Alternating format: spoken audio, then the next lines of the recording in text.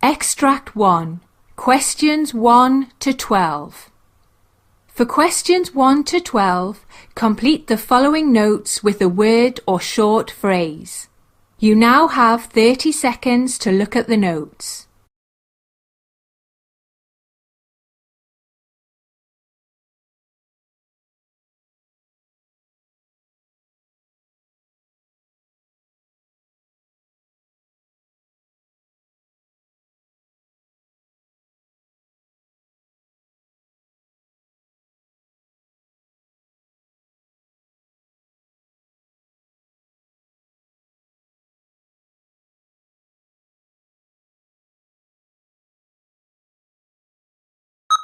Hello, doctor. Good morning. Good morning. What's your problem? Well, doctor, I have intolerance to allergies, inhalant and environmental allergies. What's your age? 36. Okay, do you get any kind of reactions like an itchy rash, throat or tongue swelling, shortness of breath, vomiting, lightheadedness, and low blood pressure? Clinically, these symptoms show the presence of anaphylaxis. No, doctor. Or else, do you get itchy red welts called angioedema that develop on your skin? No, doctor. Are you taking any medication for allergies? No, doctor. May I know your past medical history? 6 months back, when I was under dialysis due to renal failure, I had an acute event of perioral swelling, etiology uncertain. The diagnosis results showed that the allergic reaction was due to Keflex that was used to treat a cellulitis dialysis shunt infection. What medications are you taking now? I am taking atenolol for controlling my blood pressure, sodium bicarbonate, Lovatsa, and Dialovite. I didn't have any other issues upon my treatment and discharge. That included corticosteroid therapy and antihistamine therapy and monitoring. What were the surgeries performed? Perm cath insertion 3 times and peritoneal dialysis. Are you allergic to any medications? Yes, heparin causes thrombocytopenia. Do you drink or smoke? No, doctor. May I know your family history of diseases? My family members have severe heart disease, carcinoma, and food allergies. Well, your test report shows your blood pressure is 128/78, pulse 70, temperature is 97.8, weight is 207 pounds, and height is 5 feet 7 inches. I suspect you have developed acute anaphylaxis. I would suggest you to go for a radioallergosorbent test, a blood test using radioimmunoassay test to investigate specific IgE antibodies to determine the substances the subject is allergic to. I shall recommend further treatment and medications upon the test results. If the test report shows any specific food or inhalant allergen that is found to be quite high on the sensitivity scale, I would likely recommend that you avoid the offending agent. Right now, I would recommend you to stop further usage of cephalosporin antibiotics, which may be the cause of your allergic reaction, and I would consider your case as an allergy. Being on atenolol, it would be very difficult to treat acute anaphylaxis. I am prescribing an EpiPen in the event of acute angioedema or allergic reaction or sensation of impeding allergic reaction, and you have to proceed directly to the emergency room for further evaluation and treatment recommendations after the administration of an EpiPen.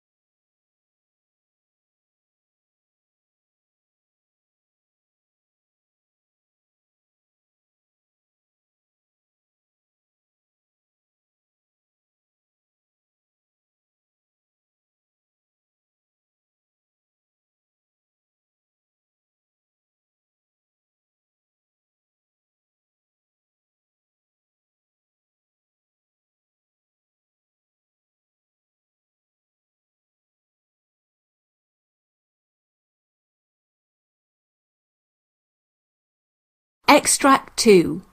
Questions 13 to 24. For questions 13 to 24, complete the following notes with a word or short phrase. You now have 30 seconds to look at the notes.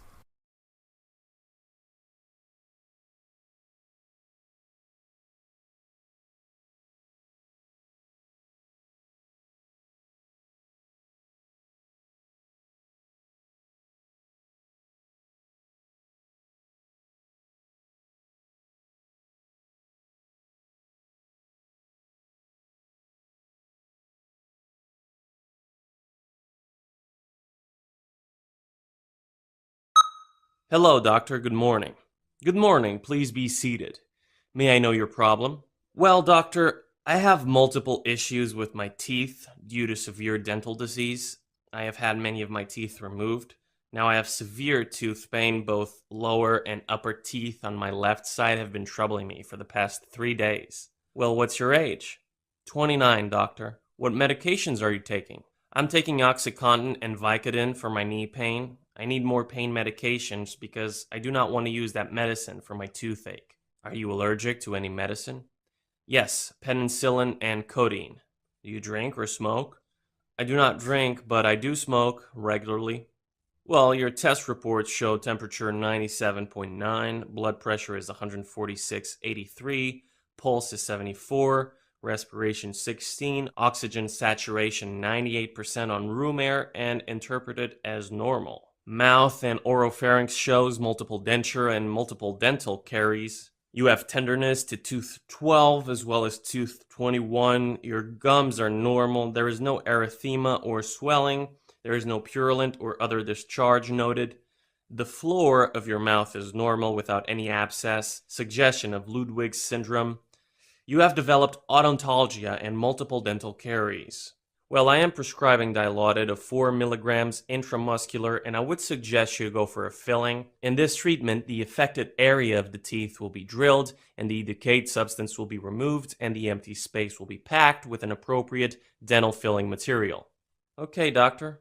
Thank you.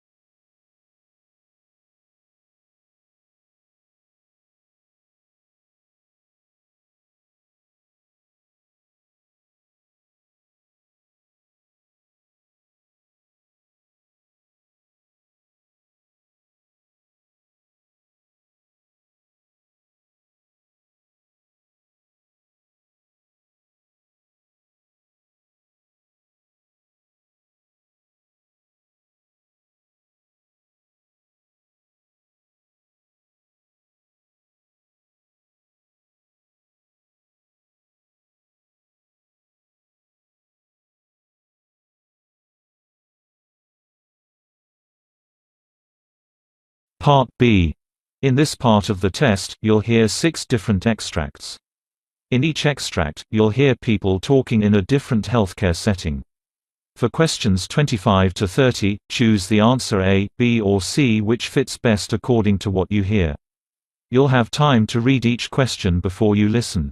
Complete your answers as you listen. Now look at question 25. Question 25. You hear a physician explaining the issues involved in treating lower back pain. Now read the question.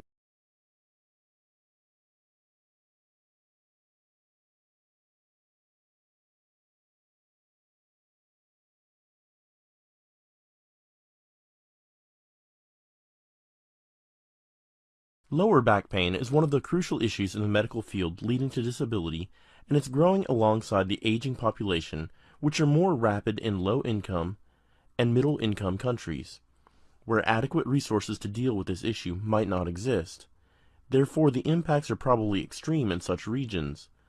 Most of the lower back pain issues are unrelated to particular identifiable spinal abnormalities, and this announcement is an alert for action on the global issue of lower back pain. Typically, most of the clinical practice guidelines suggest similar approaches for the investigation and treatment of lower back pain. Their suggestions include the use of biopsychosocial strategy with initial non-pharmacological treatment, including the suggestion of self-management and resumption of exercises, normal activities, and psychological programs for those with continuous symptoms. Nevertheless, recommendations are mainly based on the trials exclusively from high-income countries, focusing mainly on treatments rather than its prevention. Therefore, there is a massive gap between evidence and the existing practice.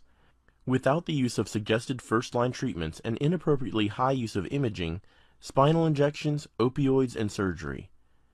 Following similar strategies will never reduce back-related disability or its consequences in the longer run. The effective treatment will be those which align the evidence with practice, focus less on spinal abnormalities, and suggestions of activities including work participation. Although we have devised effective and promising solutions that require greater attention and intensive research to establish whether they are suitable for larger-scale implementation. These potential solutions include the redesign of clinical pathways, focused strategies to implement best practice, integrated health, and occupational interventions to reduce disability with prevention strategies.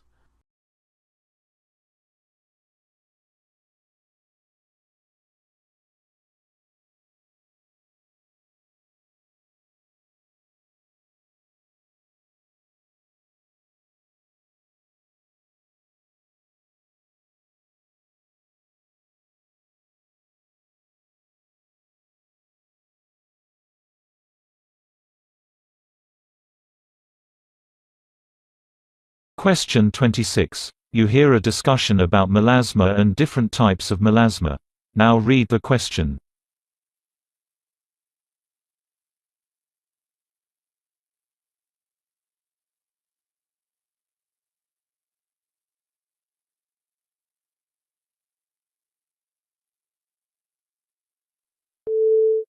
Hello, Doctor. What is melasma, and what are the types of melasma? Well, melasma is a common patchy brown, tan or blue-grey facial skin discoloration, normally seen in women during their reproductive period. It typically appears on the upper lips, upper cheeks, forehead and chin of women of 20 to 50 years of age.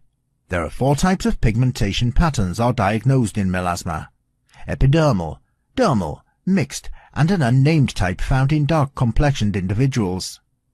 The epidermal type is characterized by the presence of excess melanin in the superficial layers of skin. Dermal melasma is defined by the presence of melanophages throughout the dermis. The mixed type includes both the dermal and epidermal type. In the 4th type, excess melanocytes are present in the skin of dark-skinned individuals.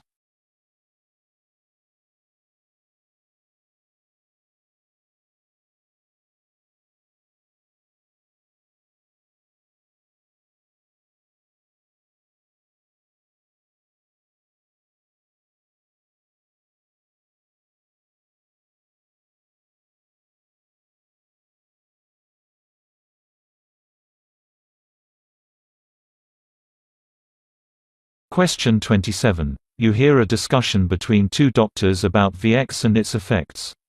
Now read the question.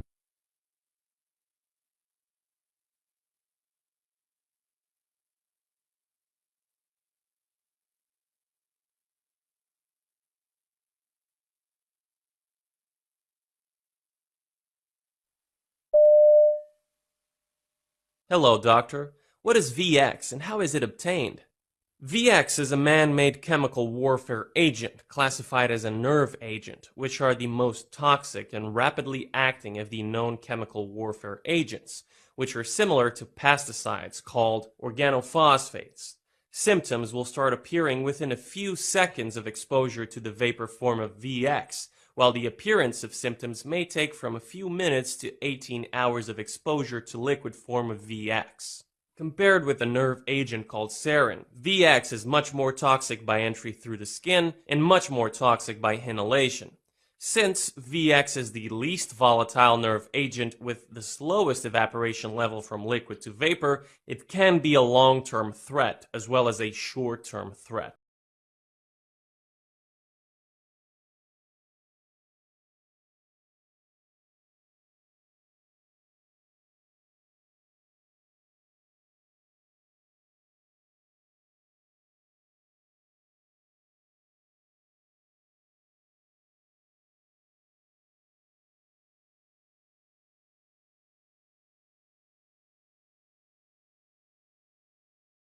Question 28. You hear a nurse in the emergency department discussing the care of a patient with a doctor.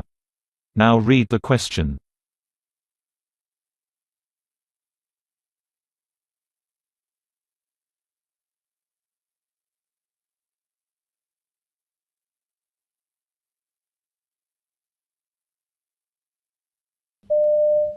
So, who have we got here?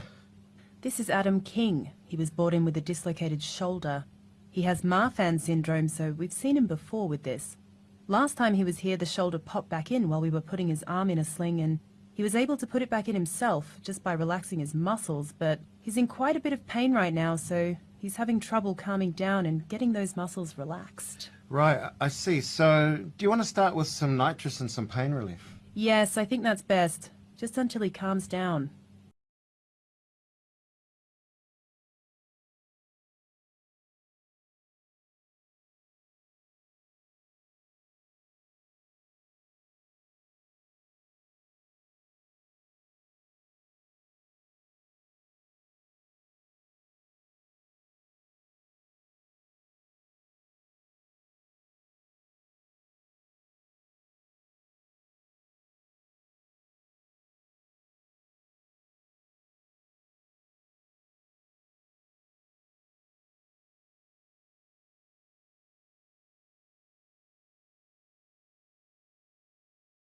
Question 29. You hear a discussion between a doctor and nurse about the cause of glioma.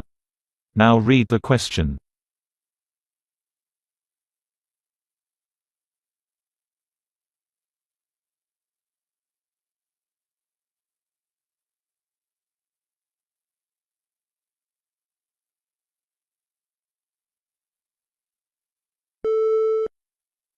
Hello, Doctor.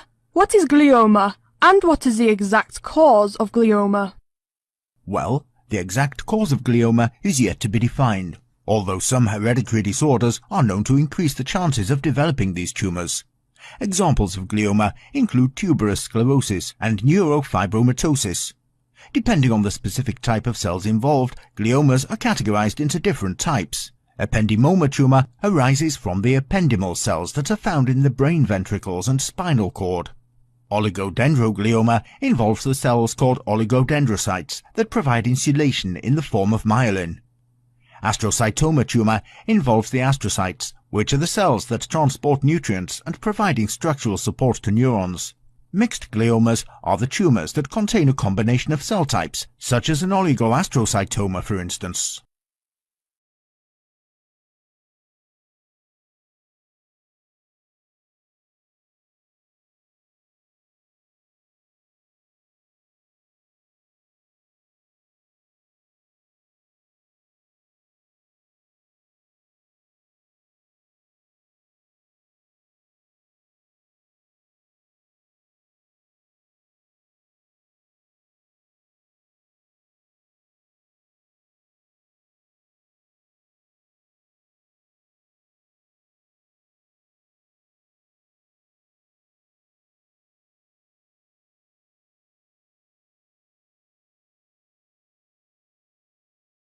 Question 30. You hear a doctor explaining to his nurse about functional gastrointestinal disorders. Now read the question.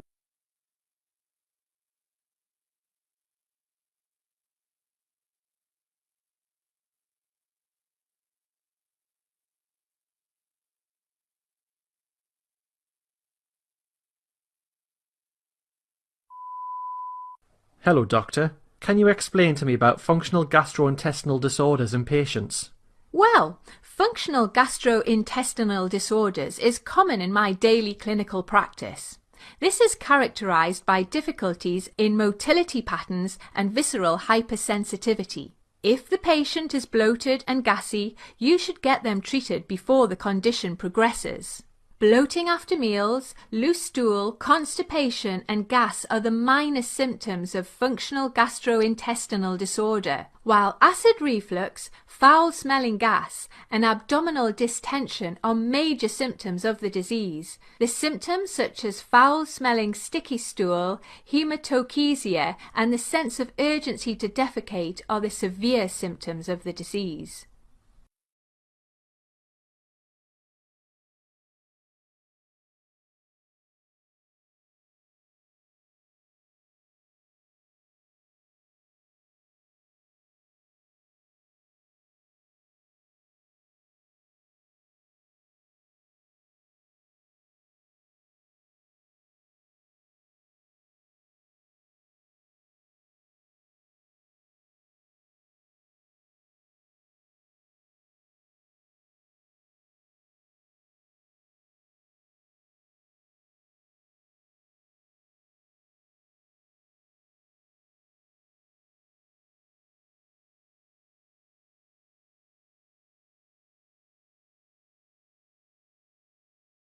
That is the end of Part B. Now look at Part C. Part C. In this part of the test, you'll hear 2 different extracts. In each extract, you'll hear health professionals talking about aspects of their work. For questions 31 to 42, choose the answer A, B or C which fits best according to what you hear. Complete your answers as you listen. Now look at Extract 1. Extract 1. Questions 31 to 36. You hear the monologue of a physician, giving a lecture on the different types of non-Hodgkin's lymphoma. You now have 90 seconds to read questions 31 to 36.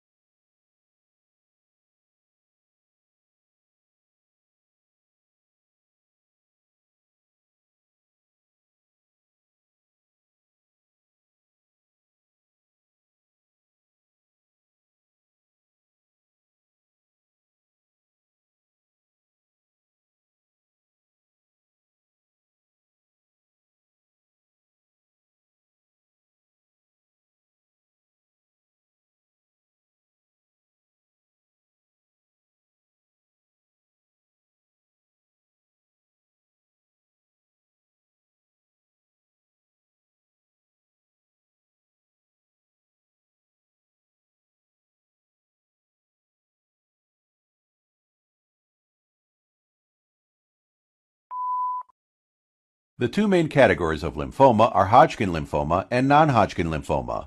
Non-Hodgkin lymphoma is a large group of diseases with different symptoms, treatments, and outcomes. The appropriate name of the type of non-Hodgkin lymphoma may include a number of descriptive terms that can be difficult to understand. Lymphomas arise from lymphocytes, a type of white blood cell, which are of 2 types, T cells and B cells. Both help in killing infectious agents, however, in slightly different ways. Based on the type of lymphocyte turned into the cancer cell, the patients may have a T cell or a B cell lymphoma. B cell non-Hodgkin lymphoma is the more common type. There are many different types of B cell and T cell lymphomas, each behaving in a different way. Pathologists performing biopsy of the tumor define the cancers in terms of grade. High-grade lymphoma cells look quite different from normal cells. They tend to grow aggressively. Low-grade lymphomas have cells that look much more similar to normal cells and multiply gradually. Intermediate-grade lymphomas fall somewhere in the middle. The behavior of these types is also described as indolent and aggressive.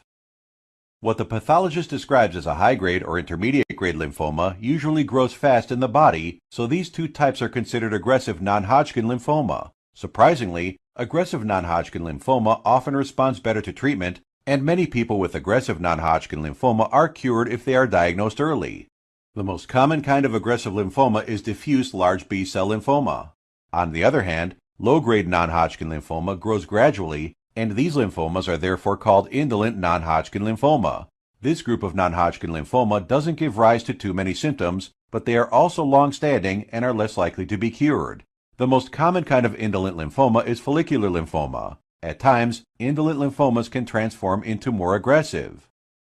The majority of lymphomas are nodal lymphomas. That means they originate in the lymph nodes. However, it is possible for lymphomas to arise from anywhere else. When the lymphoma is mainly present in nodes, it is called nodal disease. Occasionally, most of the lymphoma may be in an organ that is not a part of the lymph system, such as the skin, the stomach, or the brain. In such condition, the lymphoma is referred to as extranodal. Therefore, nodal and extranodal refer to the primary site of the disease. A lymphoma can develop in a lymph node and then involve other parts at a later stage. However, in such a case, it is still considered a nodal lymphoma, but is said to have extranodal involvement. In follicular lymphoma, the cancer cells arrange themselves in spherical clusters called follicles. In diffuse non-Hodgkin lymphoma, the cells are spread around without any clustering. Most of the time, low-grade non-Hodgkin lymphoma looks follicular, An intermediate or high-grade non-Hodgkin lymphoma looks diffuse in biopsy. Non-Hodgkin lymphomas are also described as common or rarer based on the statistics of the new cases every year.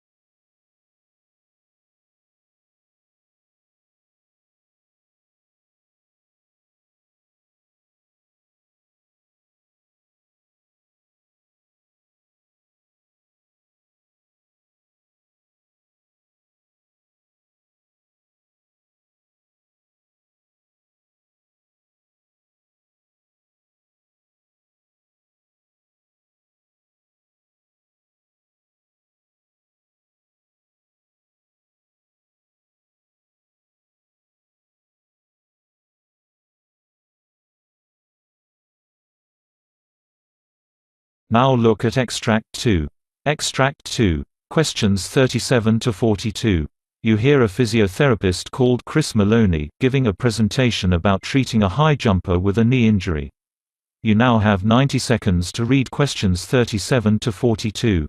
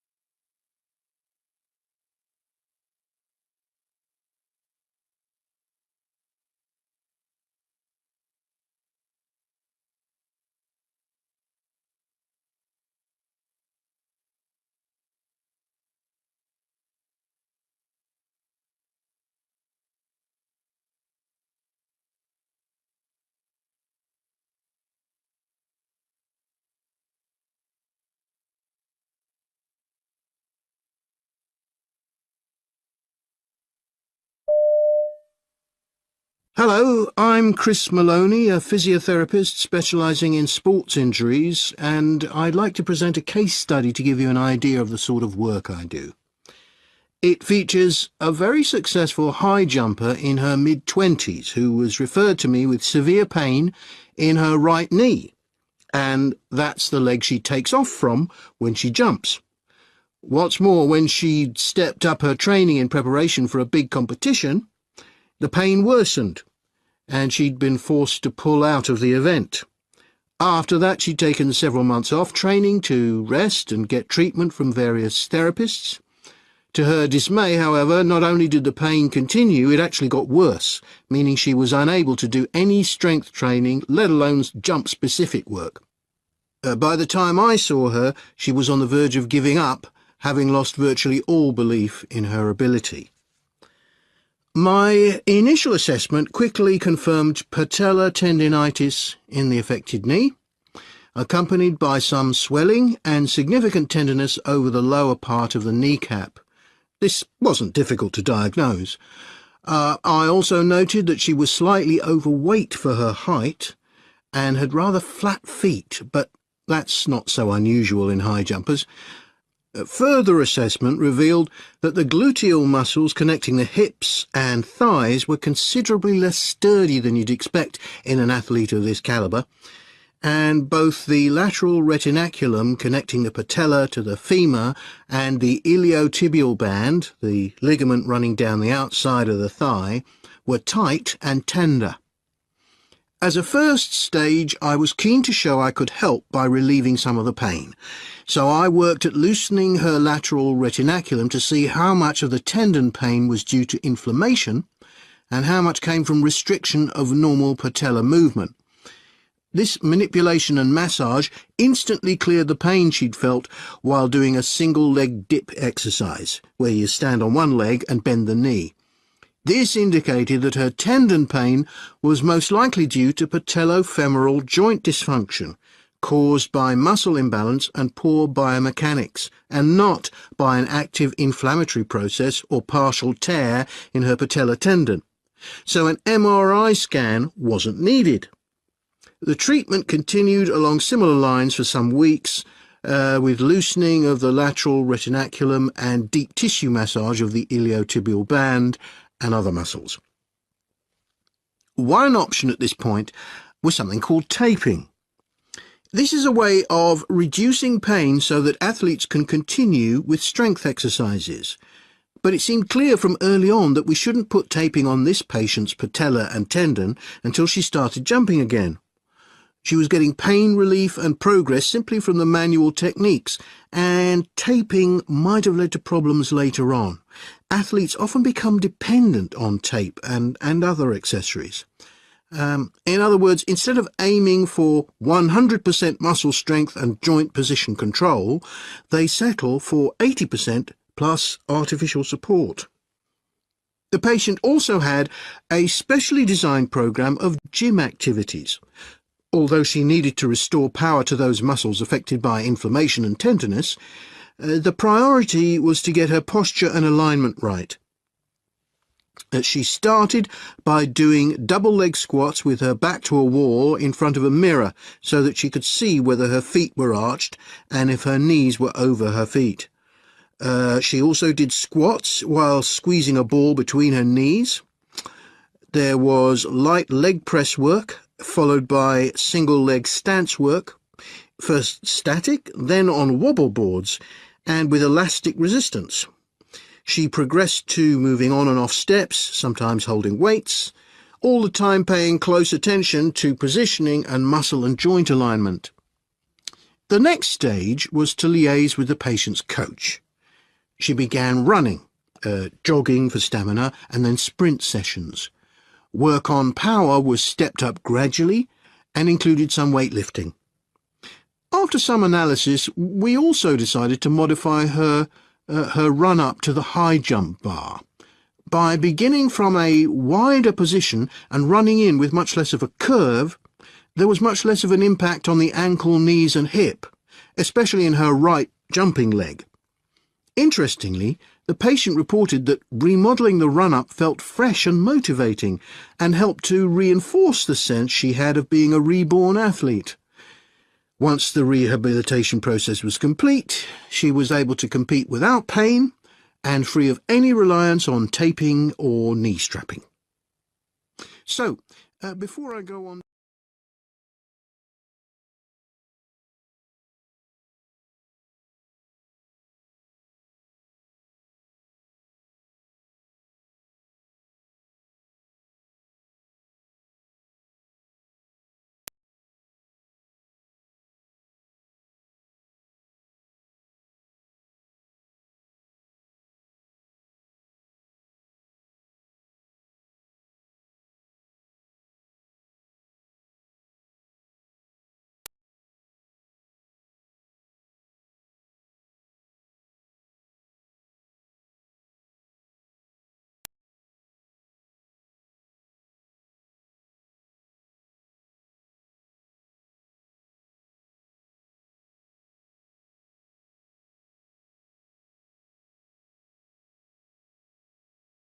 That is the end of Part C. You now have 2 minutes to check your answers.